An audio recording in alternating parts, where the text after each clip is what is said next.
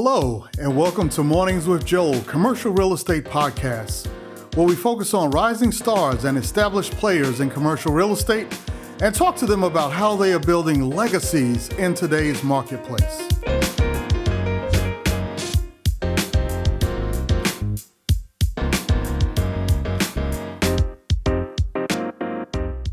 We want to welcome you all to the Mornings with Joel CRE podcast at our new day and time. Wednesday at 12 noon Eastern, 9 a.m. Pacific. And one reason why we did this is because we wanted to open things back up to the West Coast audience as well as everybody else in between, like Texas. We know we have a lot of folks coming in from Texas. We're excited to have you, and we wanted to make it easier for everyone to join, possibly during your lunch break or whatever the case is. So we thank you very much for that. We appreciate you being part of the Mornings with Joel CRE podcast family. And we've got some exciting things we're planning on rolling out this year, and we're happy to have you as part of that. So thank you very much for being in attendance here today. Now, one thing that we are going to do a little bit different today as we kind of get rolling is we're going to have a different show. Other than the normal show where I'm kind of doing the interviewing, we're going to kind of flip the script, and Uriyah is going to be doing kind of a quasi interview of me, but this is more of like a fireside chat. And what we decided to do for this particular show is there are a lot of people who are really trying to get started in this game.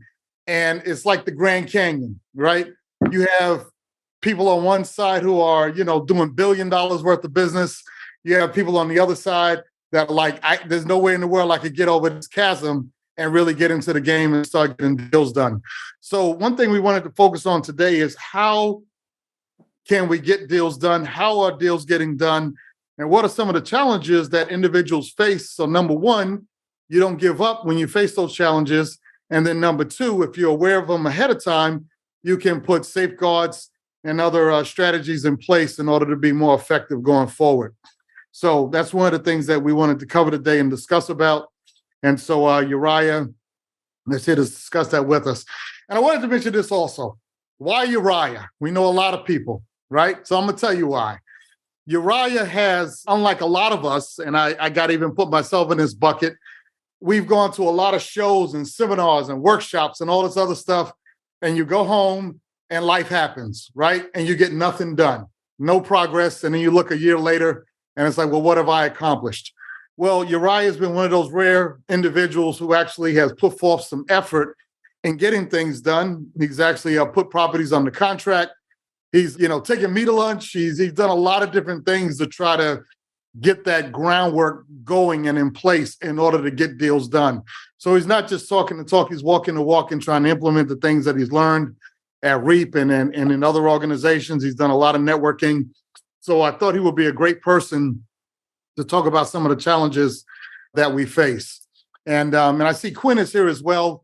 As we open up for the afternoon, not the afternoon, but the second part of this at about 12:30, we want your questions also as to what you're seeing in the marketplace, what challenges you're facing. And let's see if we can talk through some of these and kind of address some of them and see, what really needs to happen in order to get these deals done and what is it taking. And we'll let you in kind of behind the curtain on some things that are happening as well. So Uriyah, welcome. We're happy to have you today. And a lot of people here on the call know you. So tell us a little bit about yourself and your background. Yes, absolutely. So I'm Uriyah Robinson. I'm originally from Dallas, Texas, and then moved to Atlanta to get an MBA at Georgia Tech. Since then, my background is in engineering. I worked in a number of different roles, more specifically in creation of new products and what you would call new product development.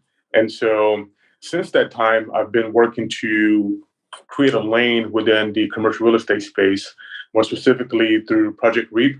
Project REAP was a great introduction, as it was for a lot of us in terms of being able to gain a comprehensive overview of commercial real estate, and then also transitioning over into the Georgia CCIM chapter. And so if you think about the combination of those two, they help to shape my initial framework around the pursuit of commercial real estate. All right, gotcha. So that's really good. I admire you for trying to get out there and get some things done. But we don't want to necessarily dig into all your stuff. So we'll certainly respect that. Tell me, what are some of the things that you're hearing out here on the street? When you talk to your peers and others, what challenges are they facing as it relates to getting deals done? and really being able to get started with their careers in real estate? Yeah, so I think that's a loaded question. I think that there's a number of different things that some of my peers face. I would say in terms of primarily funding. Funding is always the top area of concern and the top hurdle that a lot of people face. And so that's one of the things that we look into in terms of, what is the best funding approach? How do you go about creating an opportunity that fits the overall deal that you have at hand? And that's one of the things that we wanted to always look into, which is how do you start shaping and looking into that funding ahead of time, because in some cases it could be a chicken and egg conversation. Mm-hmm. And so Yeah, that's one of the things that I will say that's a big thing. Another thing is a lot of focus on the different multifamily, as we know, is a hot area right now, and then also looking into transitioning to other areas as well. So I will say that those are the key things that I'm hearing for the most part, and then also just looking at where's the economy headed. As you know, Joe, oftentimes we hear a lot about all of the different challenges in the market, and the Fed is constantly raising interest rate, and how does that have an impact on valuations on different properties and projects? How does that transcend, and how does that translate into the ability for companies or developers to take on deals because of that? And then also adding in all of the post-pandemic effect and how the market has evolved since the pandemic, with a lot of the reopening plays where to play. And so that's one of the things I wanted to run by you, which is, based on that, from your perspective, from an economist lens, what have you seen to be an area that a lot of individuals are starting to transition over into from a commercial real estate standpoint? I got three things down here, and let's kind of break these down individually. So you mentioned funding, you mentioned the economy, and you also mentioned other asset classes, if I heard that correctly. Right. Was that correct? Other asset classes? Okay. Correct. And what was your thinking around other asset classes when you talk about challenges that, your peer group are facing, or just anyone? Yeah, I would say primarily just looking into understanding which asset class is much more accessible to some degree. For example, we all know how industrial took off, but the accessibility for new developers may not have been as easily attainable. For example, if you're new to the industry, you're just now trying to get started, or versus if you look at multifamily as an asset class and being able to segue into understanding all of the requirements from a government standpoint. If you do have certain requirements that require a certain amount of, I would say, affordable living, affordable housing, Mm-hmm. so there's a lot of those different things that you have to really truly navigate. And when you tie those two relative to the overall cost of time and the cost of equity, cost of debt, then it's like, well, which one makes more sense to try to dive into? And I think that that's something that oftentimes for new developers, that's one of the key challenges, which is really trying to focus in on which asset class to pursue. Gotcha. So let's talk about that a little bit. We'll start there because the money side of this is something that could take up 3 hours, right? So let's start with the asset class part. So here's the thing. First of all, there's a rule of thumb that we all kind of need to keep in mind as it relates to commercial real estate. And this is something that was taught to me by one of my buddies who's done some very large projects up in New York. And it's, what does the money want, right? What does the money want? So if you think of that always, it's almost like the Wayne Gretzky thing of swimming to the puck, or not swimming to the puck, skating to the puck. Where is it going? And then if you identify what the money wants, you can kind of skate to it. So let's start there and think about it. For an example, why did industrial get hot and retail get weak? Well, it's pretty simple, right? It's the Amazon effect. Everybody started saying, well, I could just buy this stuff online. It really started with, if you think about like your Best Buys and your Circuit Cities and places like this, where people went out, they looked at the stuff, they said, yeah, this is cool, but I could get a better price online. So they touch and feel it at the store, go home, order it online, and have it delivered right to their home. And because of that, obviously, industrial took off because more and more places needed to store the stuff and not just have a place to show it, right? And as you saw, certain places like Circuit City and some others actually went out of business because of that. Now, what catapulted it even higher? Well, very simply, COVID, right? So you have COVID breakout, nobody's in stores, people can't come to work, they don't want to wear a mask all day. So what happens? Hey, it's a whole lot easier to just have this stuff ordered and delivered to my house. That further widened the gap between retail and industrial. So as a result, industrial took off. That's really easy for everybody to see. So with that taking off, what does the money want? Well, the money wants returns. They see retail going down, they see industrial going up. Obviously, a lot of money started chasing industrial. How to get into those deals? Give me a second. We'll talk about that in a minute. Multifamily. This is a little bit different, but I want to talk about some of the economic reasons why multifamily took off as well. If you look at what happened with the housing market, as we know, we got to a point most recently where prices were accelerating so fast that people were overbidding for homes. And it became a situation where the people who had a lot of equity were able to buy homes, and people who didn't have a lot of actual cash to put down on a property that was over purchase price were out in the cold. So what happens in a case like that? Either they stay where they were, or if they're relocating to another city, they have to go into multifamily housing. So that's number one. The other reason why multifamily should continue to accelerate at this point in time is because the Fed is deliberately trying to slow down the housing market, right? Because of that hyperinflation that we saw in housing. So as a result, if they keep raising interest rates, very simply, fewer people can afford the homes. And if fewer people can afford the homes, they're going to be forced into renting more apartments. But you might not want to go into a Class C apartment building.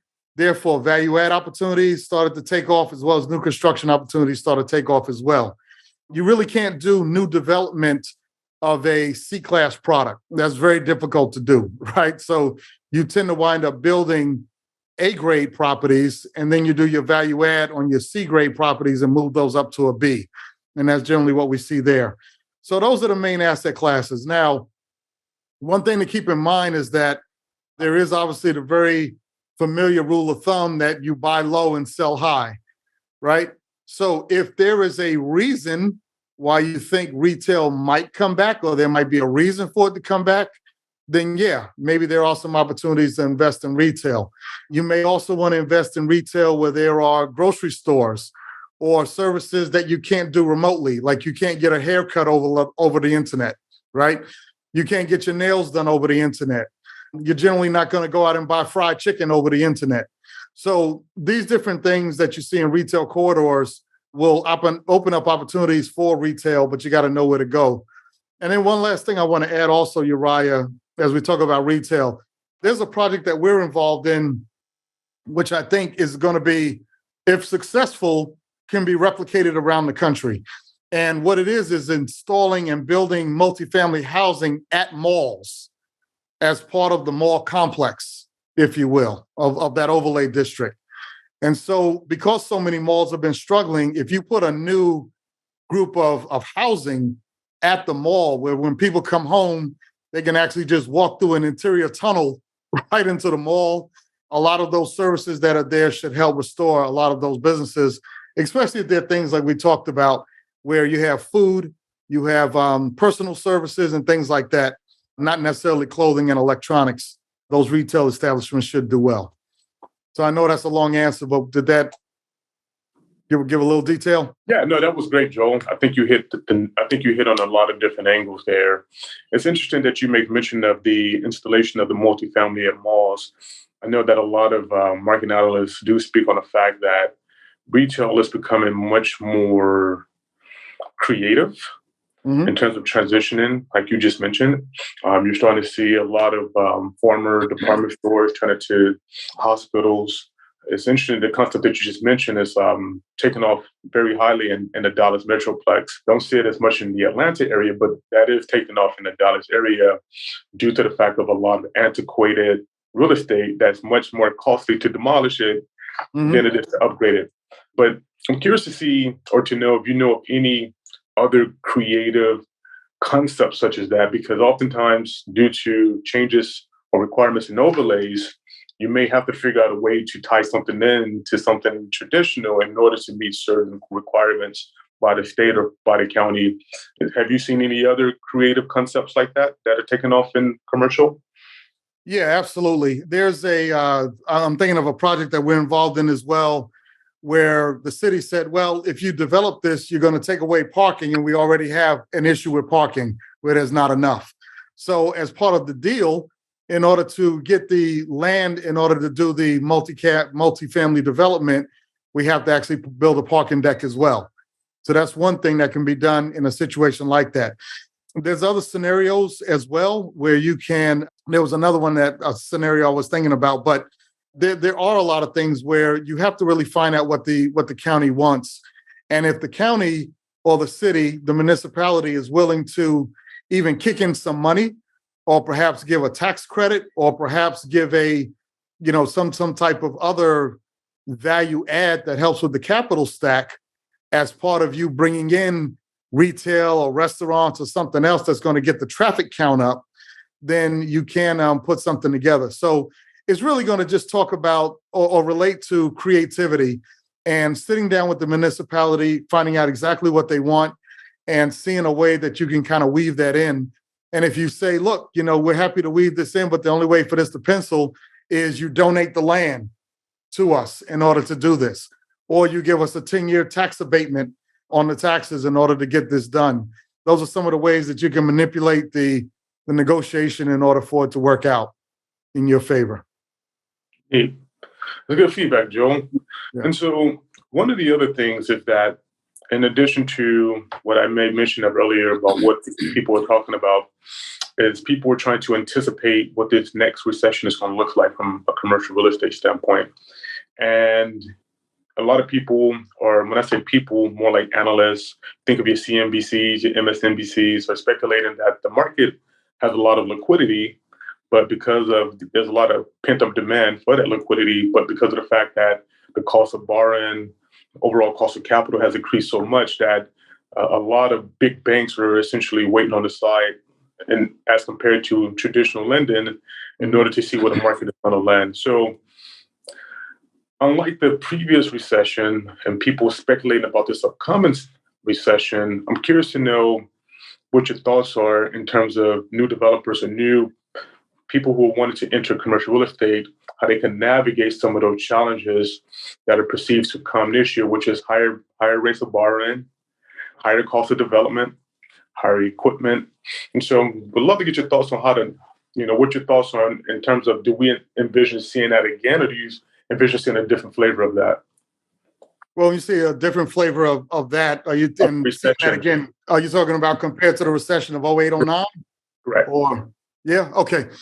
It's interesting because the recession of 08, 09, I'll be honest with you, man. I was ready to just sit down and wait for the end of the world to come. I was like, okay, I guess the asteroid's going to hit or whatever, But it was unbelievable when you start seeing institutions like AIG about to shut down, and Georgia led the country in bank failures. And I mean, you're like, okay, imagine a world where there's no banking institutions and there's no insurance to protect your stuff if there's a fire or a flood or anything else, or theft, right? I mean, everything just collapses.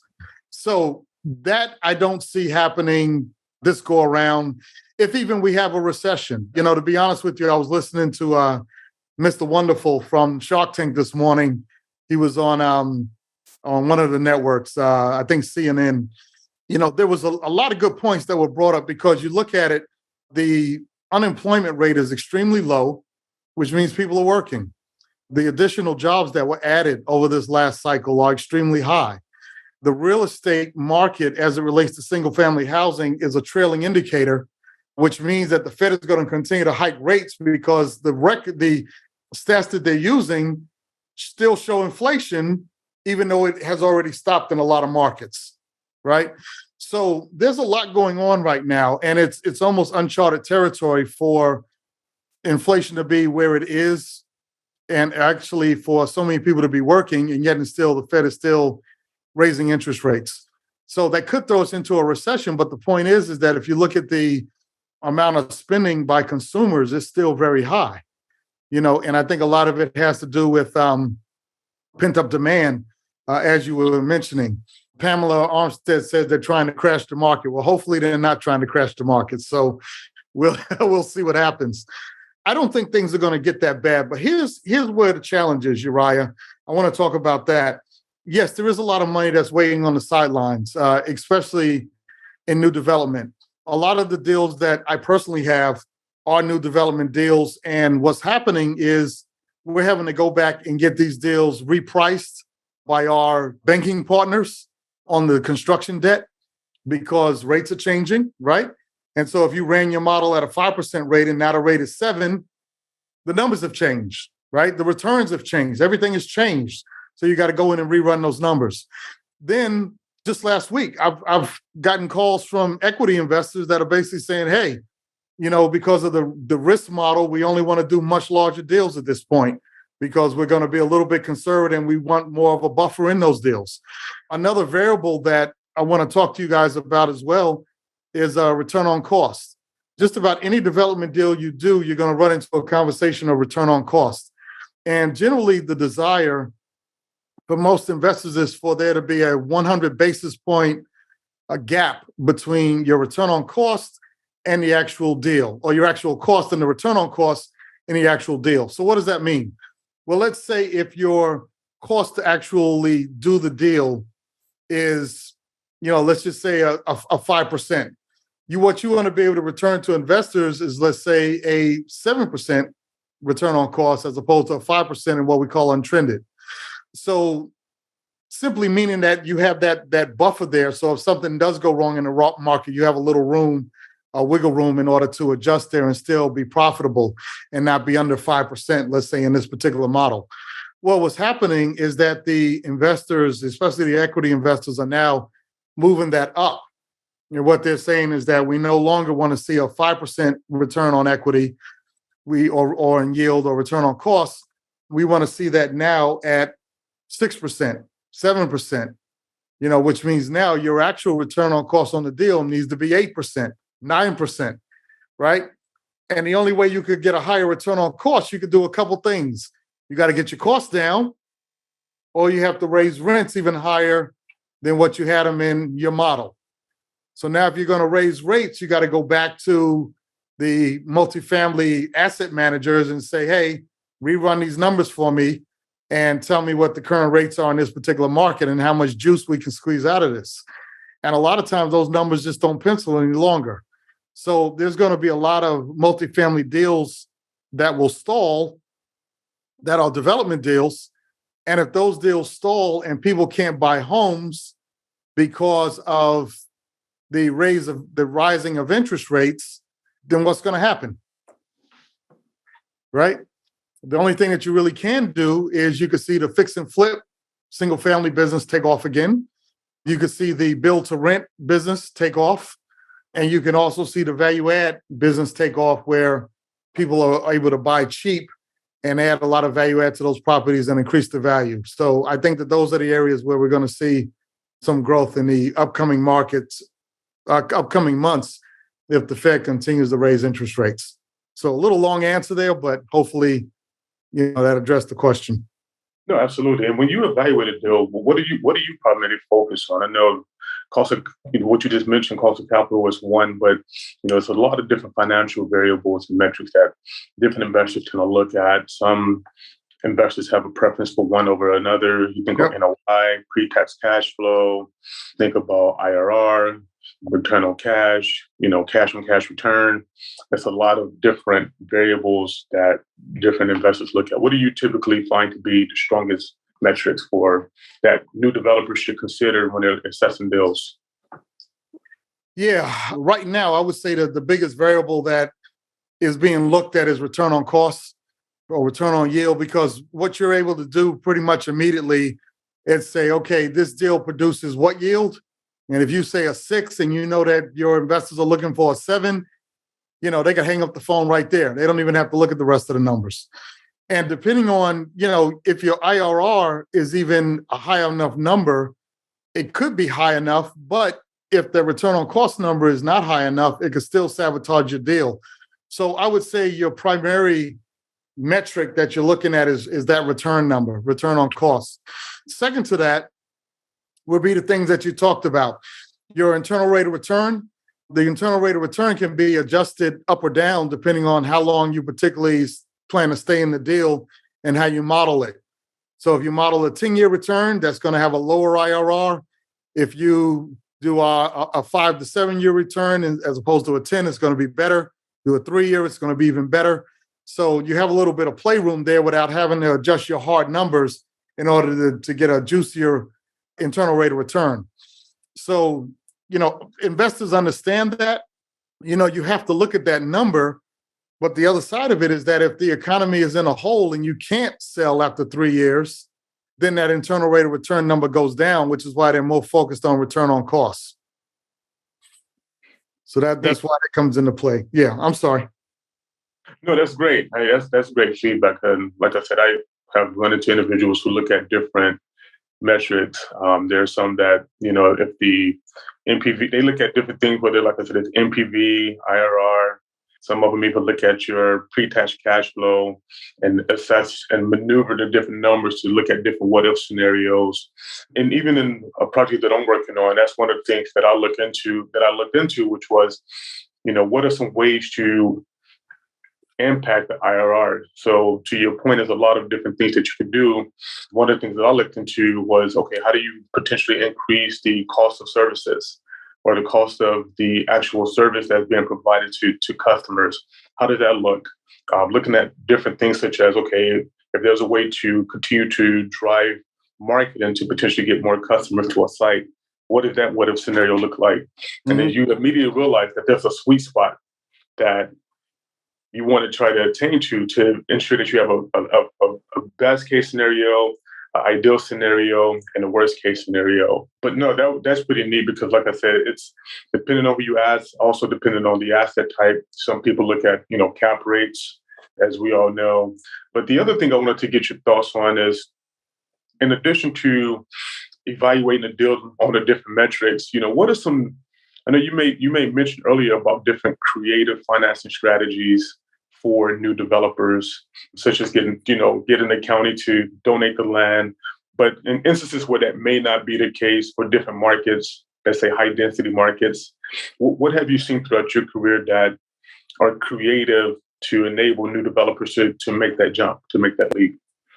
Yeah, that's a very good point to address and jump into. And I didn't realize that we're already at our halfway point. So let me answer that, and then we'll start taking some questions. I did want to go back to one thing real quick, and this is going to kind of dovetail into what you're asking me. Let's talk about some of these variables right quick and what they mean to a investor. So you talk about cap rate, for an example. Cap rate is the capitalization rate. It comes into play as it relates to what degree of return you're actually making on that property from a market standpoint. So for an example, a low cap rate basically means it's a very expensive property. The higher the cap rate, the cheaper the property is to buy from that standpoint. So if you're buying a 10 cap, obviously your capitalization rate is higher than if you're buying a 2 cap, which might be across from Radio City Music Hall in Manhattan, right? That might be a 2 cap. A 10 cap might be an old retail building in the hood, and it'd probably be higher than 10, but that kind of gives you an idea of the difference in the two. So when you're evaluating a deal, you do want to pay attention to that cap rate. And what investors are generally looking for is going in, what's your cap rate when you buy it? And what do you think you can sell it at on the back end? So if you're buying it at a 5, you want to be able to sell generally at a 4. You're buying at a 6, you want to be able to sell at a 5 or lower. And that's kind of the way that works. When you talk about multiple is return on equity to the investor. Most people want to see a 2+ equity multiple, which simply means if I put $1 in, I get 2 out, right? A 3x equity multiple would mean I put $1 in, I get 3 out. So you want to look at that. And generally that number runs parallel with the IRR. They're very similar in the way they're calculated. So those are two things. Now, you were talking about how do you get deals done? And, it's tricky. You have a few different things. So number one, a lot of times you might need to reduce your basis in the deal in order for the numbers to work. So if you're buying a piece of property for $1 million and the numbers don't pencil, but they do pencil at $800,000, maybe what you can do, as you alluded to a minute ago, Uriyah, is get the seller to hold equity of $200,000 as carried equity in the deal. And then you pay $800,000 at the closing, and then you pay them that $200,000 with a return on the back end. Perhaps they're part of the promote, perhaps they'll participate in the waterfalls. There's different things that can be done in order to get them and give them a reason, I should say, to give up that $200,000 in this example and stay in the deal and allow the deal to go forward. And generally, you see it on much bigger deals where it's not like $200,000 in equity. It's generally like $2 million in equity, $20 million in equity, much bigger deals like that. So that's something that can be done. If that can't be done, you have to try to see if you can reduce your costs some way of getting the deal done. Maybe another general contractor. Maybe you could have the general contractor contribute equity in the deal and reduce his costs because he'll make it back as being an equity investor in the deal as well and participate from that standpoint. So that's the way to do it. Another way might be to do value add improvements to the building. We have a deal that we're involved in financing right now out in Dallas, actually, where the owner is switching all of the utilities over to each individual apartment. This is a value add deal. And in doing that, he'll be able to obviously reduce his operating costs and create a greater delta between what he's collecting in rent and what he's collecting in or what his overhead cost is. And when that delta increases, the value of the property increases as well in what we call infused equity in a case like that. So those are some different things that you can do. And I can go on, but that's just kind of an example because it's all over the board. It's really whatever you can negotiate is what you can get done. Sounds good. Good point. Absolutely. So anything else specific, or do you want to open up for a few questions? And if you have any questions, just go ahead and put those in the chat. There is a text here. And again, if you're on the line, there's a lot of names here that say Deneen Altride. Although, Joel, everybody wishes they were Deneen, right? Very true. Very true. So I'm glad you were able to correct that for me. Deneen is our rock star that made this all possible today. So thank you, Deneen. We certainly appreciate it. Okay, so one of these points here, the Southern sector is experiencing very different residential results and shifting in the commercial market. Texas leads in new permits with over 20-year decline in births, secondary.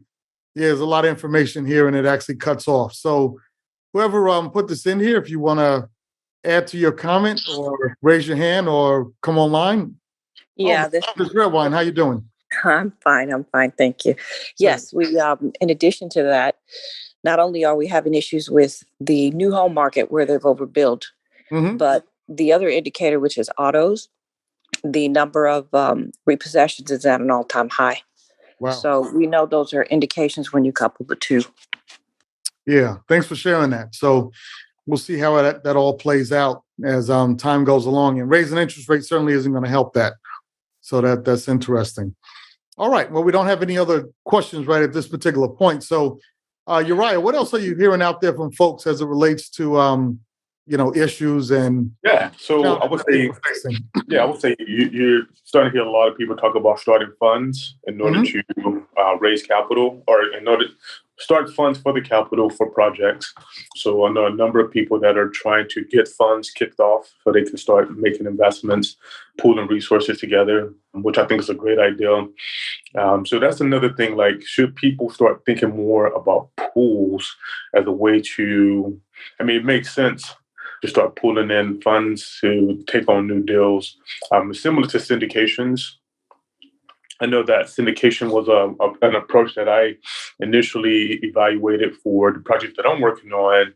But one of the key challenges is that the syndication that I was pursuing was an SBA 7A loan, which is an all-encompassing construction loan. However, one of the requirements is that you have to have a personal guarantor for the bulk of the actual loan amount. And so if you don't already have those funds already set aside, or if you don't have a personal guarantor, then you can still raise the equity, but you still, SBA requires that personal guarantor. And so that really was something that made me have to go back and look at, okay, what are some other ways to finance a deal without an SBA 7A? And then like I said, the funds, the syndication, and then just the creative financing. You already spoke on a few of those examples earlier, but I think there's just a number of different ways that people are trying to evaluate what this new market looks like from a liquidity standpoint and being able to tap into some of those resources.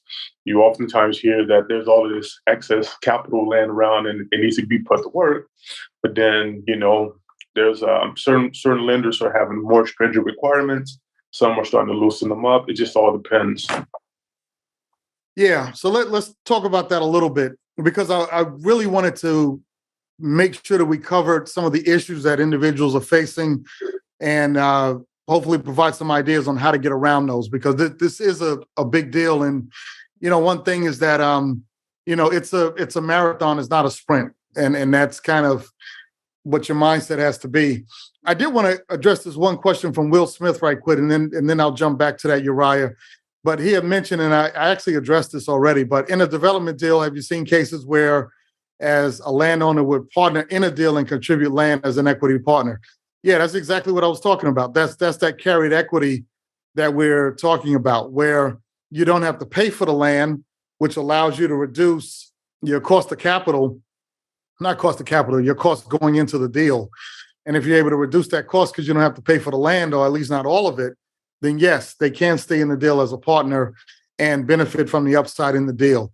And that's an excellent way to do it, especially in a market like this where demands are getting much higher for equity, and for more higher returns in deals. Quinn, let me cover Quinn's while I'm right here. What predictions do you have for defaults and distressed assets given the shift in rates and the impact that it is having on the heavily leveraged projects?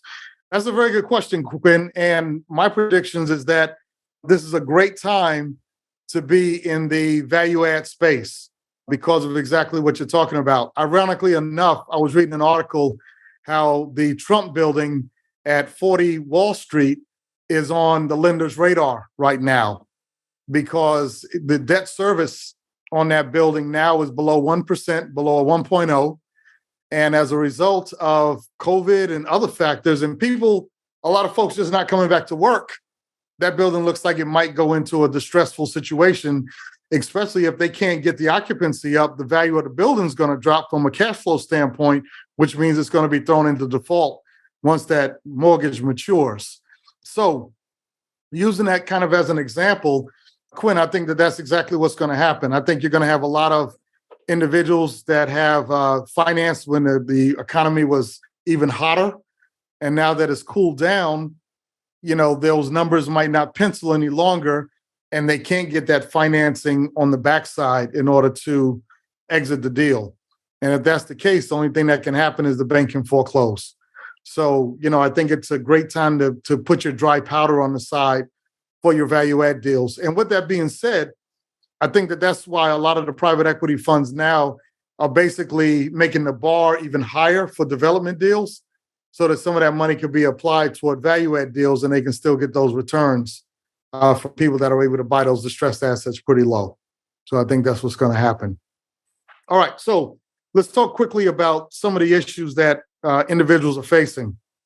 The majority of deals that you'll come across out here, you have multiple buckets of capital, right? You have capital that's bank capital, you have mid-market capital, and you have private money, okay? Those are the three areas on the debt side. So you have banks, what I call soft money, and then you have hard money or private money that's in the marketplace. So those are really the three tiers.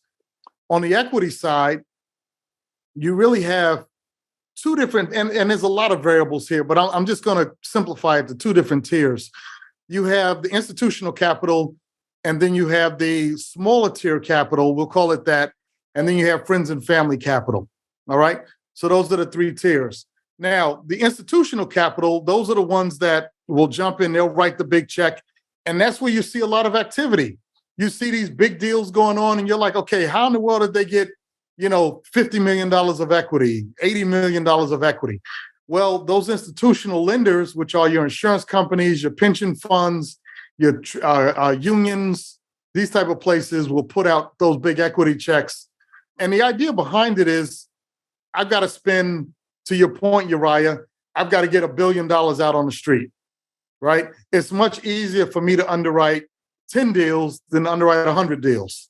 So I'll take the 10 best top deals, the big deals, I'll put that money out and I'll get those deals funded. Now, what happens when you're a guy who wants money that's less than $20 million, that's less than $10 million, right? You might have a deal where you need $5 million in equity.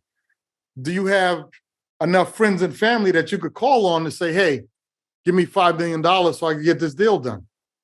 And if you do, how long will it take to raise that $5 million, right? If you're somebody just getting started in the business, it could be very, very difficult to do that.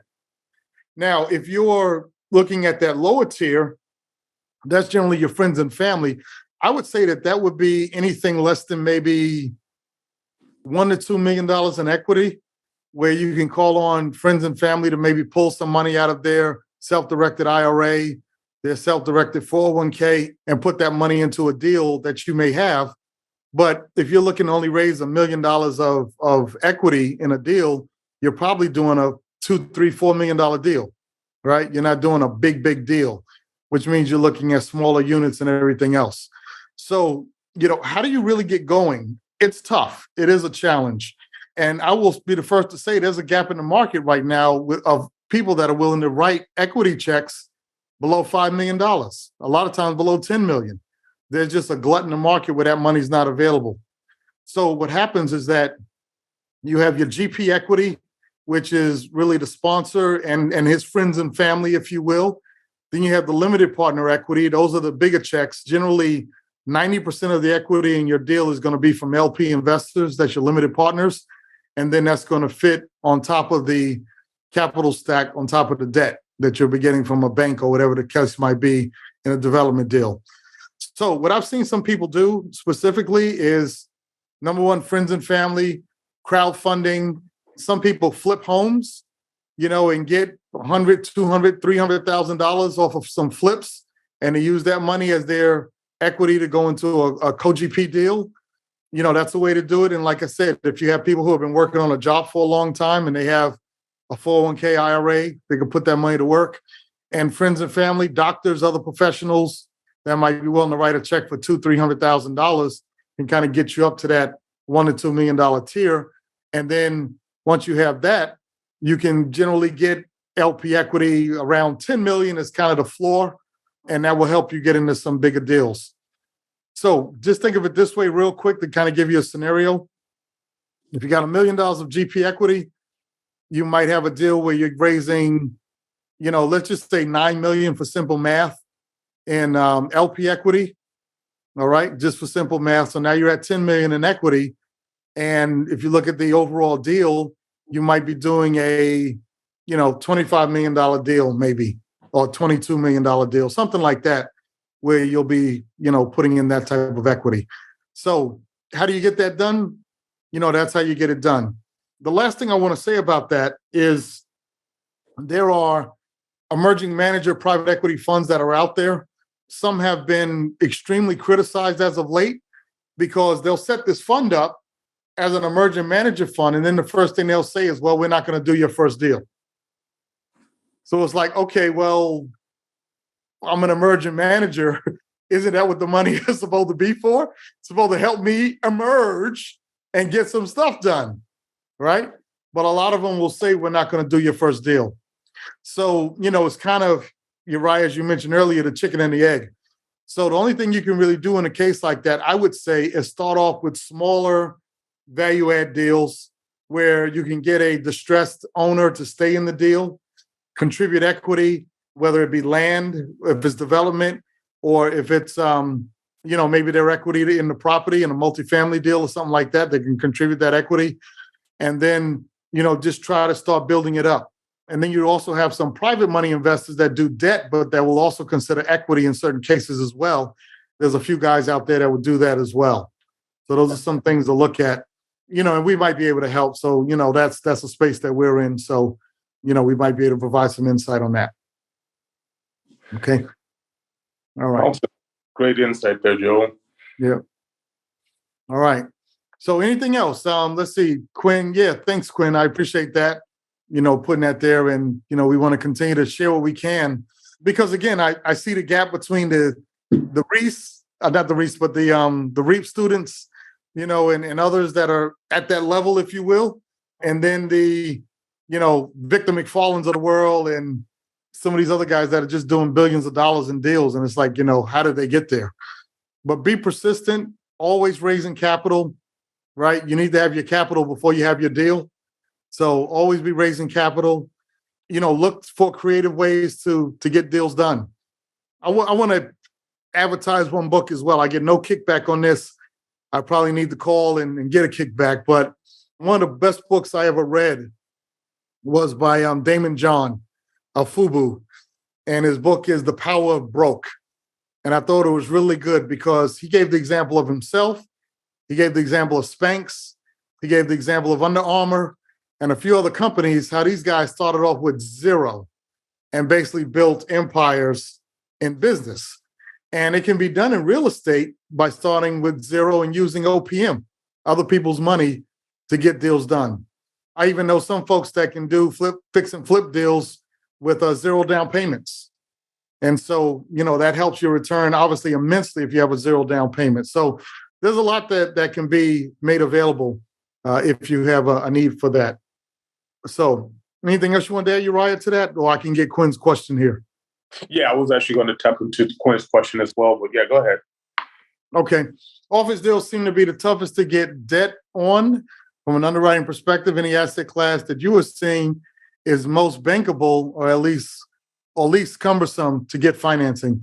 Yeah, Quinn, that's spot on. Office is very difficult because there's still this fear as to what it's going to look like, right?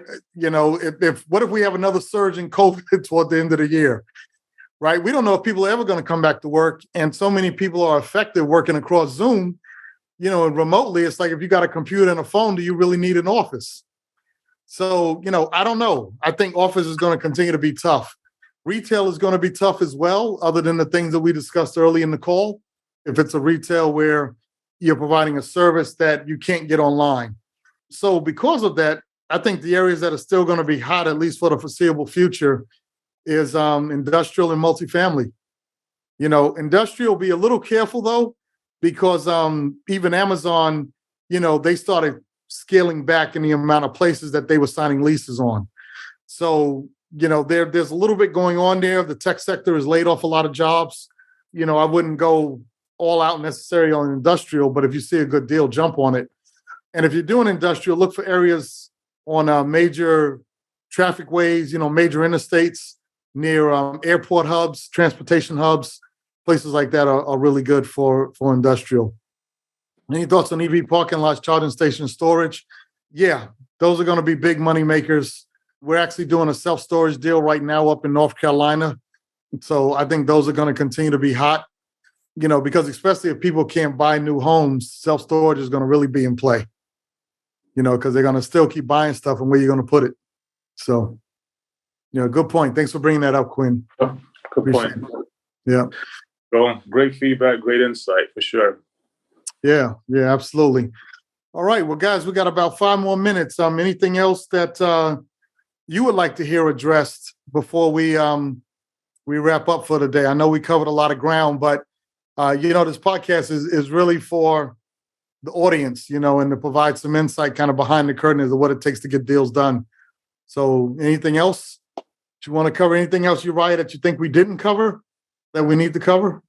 I think that one of the other things that we spoke about was just the importance of relationship building, always been in that mode of building relationships and constantly being in networking mode, and how important that is. Yeah, I think that's very, very important. I'll be honest with you. There's an organization that I joined. Actually, they're coming up on their 20th anniversary. So I was a member probably when there was like 16 individuals, like in year 3. And I had a wrong mindset at the time. Imagine I was about 20 years younger. And, my mindset was like, why am I paying to be part of this organization? I'm not getting no business out of it. Right. And I actually left it. And years later, I saw how that organization continued to grow and morph and change and really grow. And me jumping back in, being able to pick up on relationships that I had with these individuals 15, 20 years ago has been immeasurable, because now when I pick up the phone and call, it's not, who's this? Who are you with? And what do you want? It's that kind of thing. It's like, what's up, Joe? How you doing? How's this? How's that? Right? And you have that kind of conversation. And now you're talking about, hey, I got this deal I need to get done. What are your thoughts? Hey, well, yeah, you could do this. You could do that. Who should I call? Yeah, well, call so-and-so. Right? And tell them I told you to call. That's a whole lot better. But the point is that even though I didn't do an actual deal with this person, having that relationship with them for the last 15 years has opened up the door for me to now get a lot of things that I couldn't get if I was starting off at ground zero. So the point I was making is that it's not a sprint, it's a marathon. You're not going to walk into some meeting, hand out a few business cards and get $1 billion deal. It's usually not going to happen that way. But the person that you met 5 years ago and kept in touch with might be the one that knows somebody that can actually hook you up. So keep in touch with your database. When I was working on Wall Street, we used to say that the most valuable thing you could have is your Rolodex. And today, them contacts in your cell phone, make sure you lock those names and numbers in and keep in touch with people, because it will pay dividends down the road. Absolutely. Great point there, Joel. Yeah. This has been awesome. Thank you. Yeah, absolutely. Absolutely. Appreciate that. Quinn, when is going to be the next session? We're out of our doldrums. As you know, we changed the meeting to Wednesday at noon, 9 a.m. Pacific, in order to get more guests from the West Coast to come on the show, and also to make it available for individuals during their lunch break, and to make it, again, easier for folks on the West Coast. So as of right now, we're continuing to build out the calendar. If you know of individuals and guests that you think would be of value to be on the show, we'll ask you to email us, and we would like to talk and interview those persons and see if we can bring them on.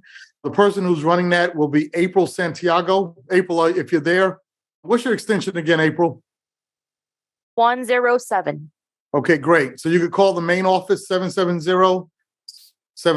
I'll put it in the chat. April, can you put that in the chat for us? Yeah, call the office and, let us know the person, or email april.santiago@wscf.net. And, we will get that person on. So next week we have 2 individuals tentatively scheduled from the Black Chamber of Commerce. So that should be a very interesting conversation. And we have a lot of good stuff coming up as well. So we wanted you to look forward to some of the upcoming broadcasts. And we should be here next Wednesday at 12 noon also. Lastly, Will Smith, you had a question. Are there any investment groups for people that are not sophisticated but want to tap into some real estate deals? Where can we find they? Okay, it could be a good place for investors to learn, et cetera, et cetera. That's very interesting, Will. We are opening up this to all of the major trade associations, and having them on might be a way to give you some insight as to, which groups will be good for that. But I would say, get in with those trade organizations and start networking with individuals. That would probably be the best thing to do. And again, it's just going to take time. Some are much more sophisticated, and you'll kind of feel like a fish out of water if you walk into those. But, you're going to have to just kind of give that a try. Let me ask this of, we have Deneen on the line, Uriah, Quinn. What would you guys say to that? What are some good trade organizations? CCIM, okay. Oh, yeah, CCIM. That'll be real good. CCIM is great. ULI, NAYOP, I think Okay. it's the number one. Yeah. Okay, all right. So any of those, it could wind up costing you a lot of money to join all these trade organizations, but, go to as many free things as you can. So you can, as you get going. So we appreciate that. But guys, we have a lot coming down the pipe. Also, this podcast is actually going to be converting over into a membership site as well. And when I say membership, I mean a forum where you can communicate with each other about deals and have access to a lot of the guests that we had on the show. So we want to introduce that as well. And hopefully that will be a forum also, Will, where you can get to introduce yourself to more people and learn more about getting deals done. So hopefully that will work as well. That's something that we're working on as to why we're delayed also in getting the show launched. Anyway, that's it for today. I appreciate you guys. Thank you so very much. Uriah, any closing comments for us? No, great interview, Joel. Thank you for allowing me to interview you. And I'm looking forward to you having a very successful series of upcoming sessions and podcasts. This is great. All right. Fantastic. Well, I appreciate all you guys being here. Thank you so very much. And we look forward to seeing you next week. All right. Have a great rest of your day. Take care, everyone. Take care. Bye-bye, everyone.